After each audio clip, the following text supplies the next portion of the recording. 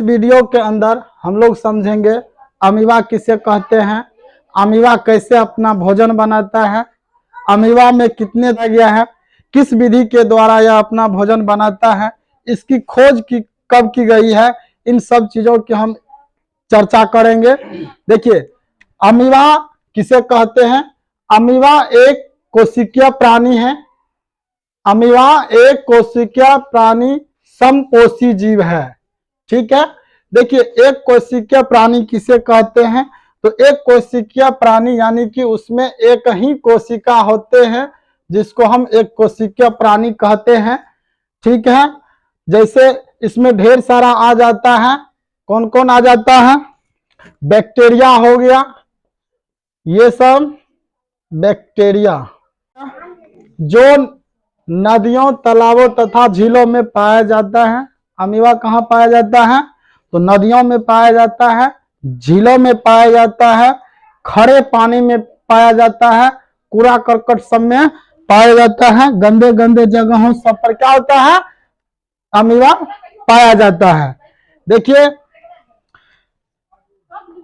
ये रहा अमीबा का एक पूरा फिगर है।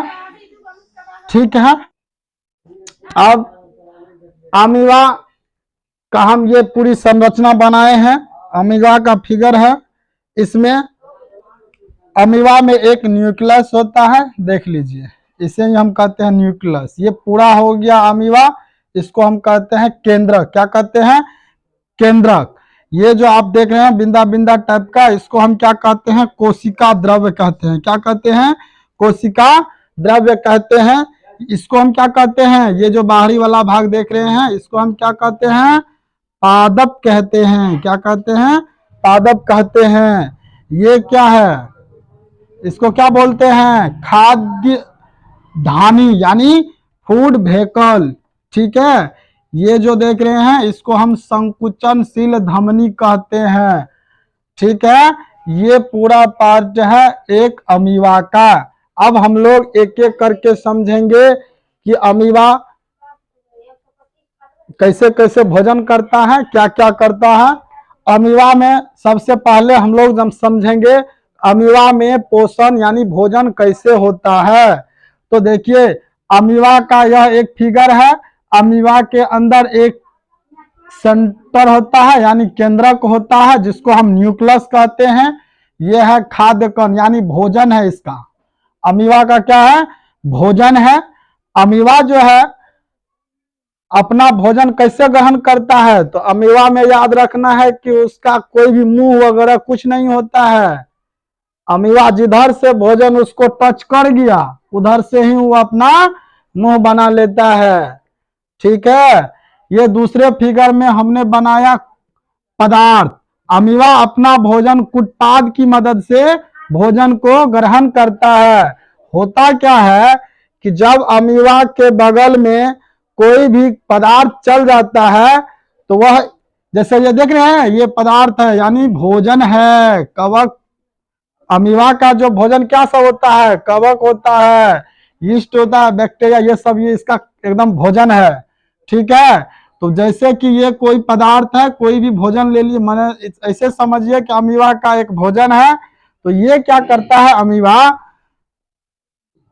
जैसे ही इसके सामने बगल में भोजन गया तुरंत, ये देख रहे हैं ये सब कुटपाद है। ठीक है। इसको हम क्या कहते हैं, कुटपाद कहते हैं। ये क्या करता है, इस टाइप से एकदम ऐसे करेगा, भोजन आया, फिर वो ऐसे धीरे धीरे धीरे धीरे मुंह को मोड़ने लगता है। देख रहे हैं ना, इधर से मुंह मोड़।